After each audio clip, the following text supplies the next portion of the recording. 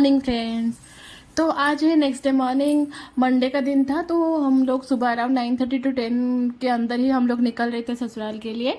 Auto में ही जा रहे थे हम लोग, मेरे पापा जा रहे थे छोड़ने के लिए। मैं एक ही दिन के लिए जा रही थी क्योंकि टाइम भी नहीं था मेरे पास। पापा गए हैं यहाँ पे मिठाई लाने के लिए, तो हम लोग बस वेट कर रहे थे यहाँ पे रोड की साइड पे। तो मैंने एक सोचा कि छोटी सी क्लिप ले लेती हूँ मेरे पापा की। तो बस मिस्टी और मैं बैठे थे और पापा मिठाई लेके आ गए। हम लोग फिर से निकलेंगे अभी। रोड तो मतलब धूप तो बहुत था उस दिन, गर्मी भी इतनी थी ना, पर 1-2 घंटे के बाद बारिश भी बहुत आ गई। और ये है मेरी ससुराल की रोड। एक्चुअली ससुराल की रोड ये नहीं है, ये हमारी एरिया में ही जाता है। इसके बाद एक नदी आएगी ना, रिवर आएगी, लुड़ा नई हम लोग बोलते हैं। उसके बाद ही मेरे ससुराल की रोड आ जाएगी।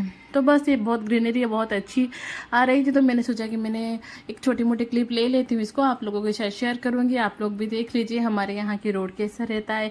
रोड की दोनों साइड पे हमारे खेती बाड़ी रहती है। तो मतलब 10 दिन में घर पे रही थी, इतना काम, इतना थक गई थी कि मुझे हिम्मत ही नहीं होता था। मैं सोच रही थी कैसे तैसे जाके थोड़ी सी रेस्ट करूं। पर हाँ, जो 2 दिन मैं ससुराल में रुकी ना, मुझे भरपूर आराम मिल गया। नहीं तो मायके में तो मुझे काम कर करके मेरी हालत ख़राब हो गई थी। तो बस इस तरह से मैं ससुराल के लिए चली गई थी। अभी आ जाएगा, घर आ जाएगा थोड़ी देर बाद। नहीं, अभी पहले वो रिवर आएगा, उसके बाद ही ससुराल की गाँव आ जाएगी। तो बस यहाँ पे आजकल बहुत अच्छी अच्छी पार्क भी सब खोल दिया है गवर्नमेंट की तरफ से। वो जो कोविड के बाद सब बच्चे घर पे बोर हो रहे थे ना, उसके बाद से ही स्कूल भी बच्चों का बंद था, तो ये पार्क खुला हुआ था। पर इस पे ना मैंने इतनी अच्छी सी क्लिप नहीं ले पाई, थोड़ी पास हो गई मेरे। इसके तुरंत बाद ही लुणा नई आ जाता है। अभी बरसात का मौसम है तो पूरा नदी भरा पड़ा है पानी में। नहीं तो गर्मियों में आओगे ना तो आपको रेत दिखने लगेगा, इतना पानी नहीं रहता है।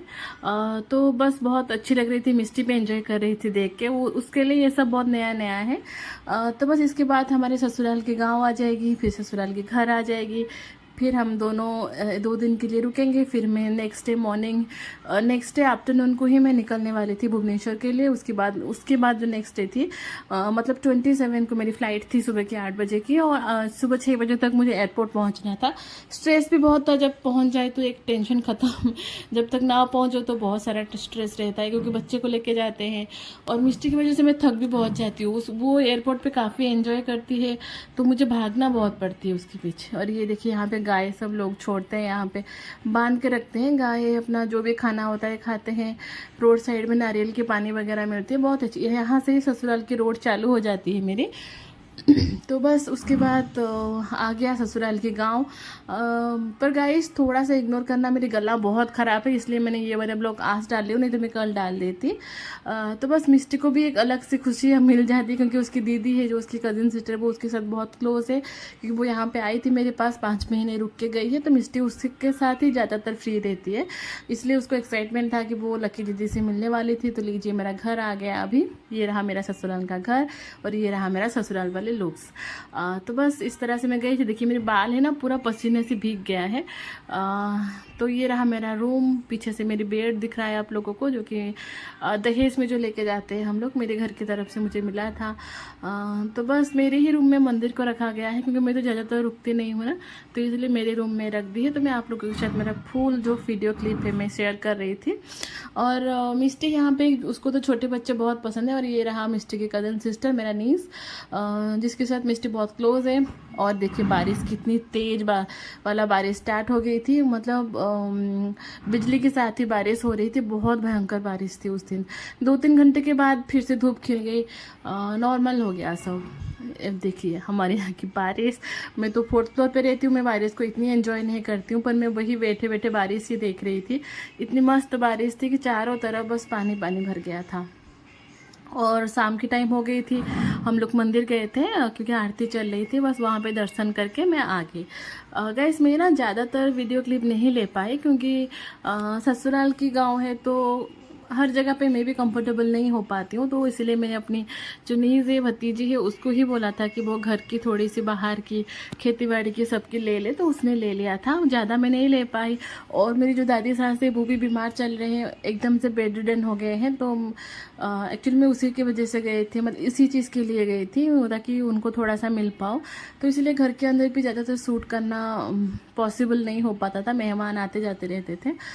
तो ये दूसरे वाले दिन थी, उस दिन का तो मैंने मैंने खाना बनाने का बारिश हो गया तो मैं ज़्यादा शूट नहीं कर पाई, क्योंकि वो एक मिट्टी का घर है ना, उसके अंदर खाना बनता है, तो मैं वहाँ पे नहीं जा पाई। जो पीछे वाले घर दिख रहा है ना, वहाँ पे खाना वहाँ पे बनती है। और ये रहा हमारा आंगन।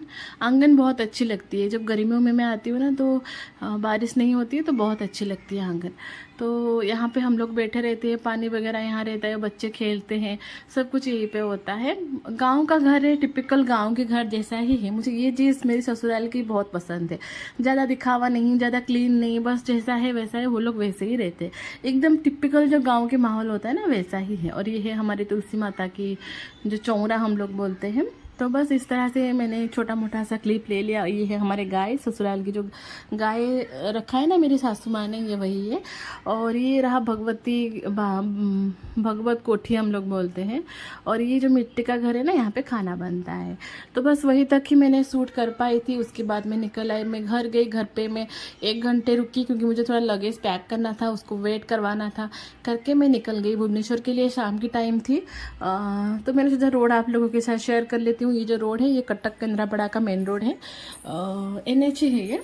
तो बस इस तरह से मैं निकल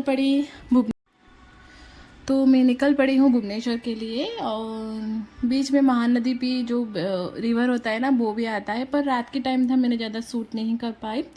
तो बस ऐसे ही दूर से थोड़ी बहुत मैंने ले लिया, पर कुछ भी नहीं दिखाई दे रहा था, खाली गाड़ी वगैरह ही दिखाई दे रही थी। तो बस मैंने छोटा मोटा क्लिप ही ले लिया। अभी बस घर आ जाएगा। भुवनेश्वर गाँव से हमारा 2 घंटे के अंदर ही लगती है।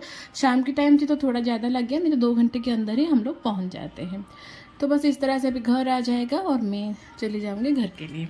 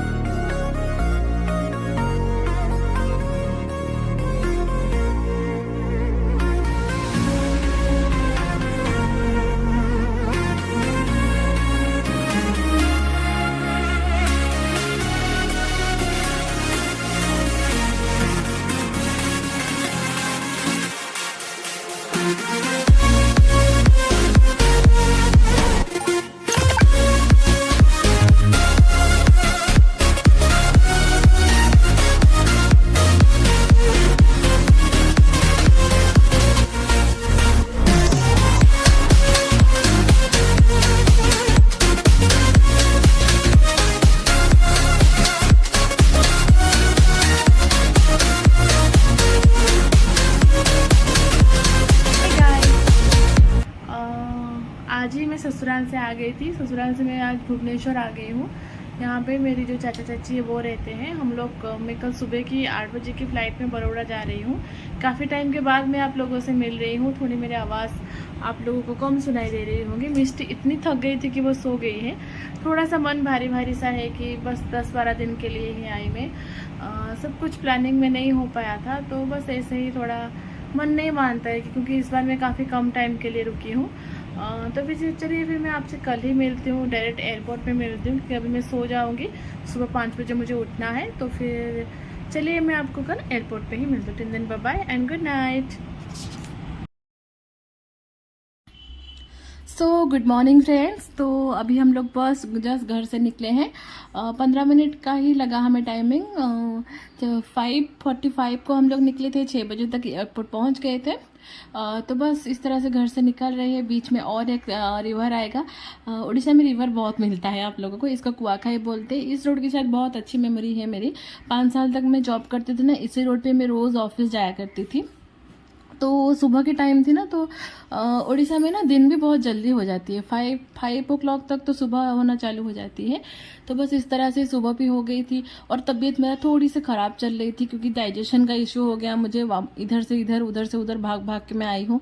तो बस अभी एयरपोर्ट रोड पे हम लोग आ गए हैं। अभी यहाँ से बस थोड़ी देर में हम लोग एयरपोर्ट पहुँच जाएंगे।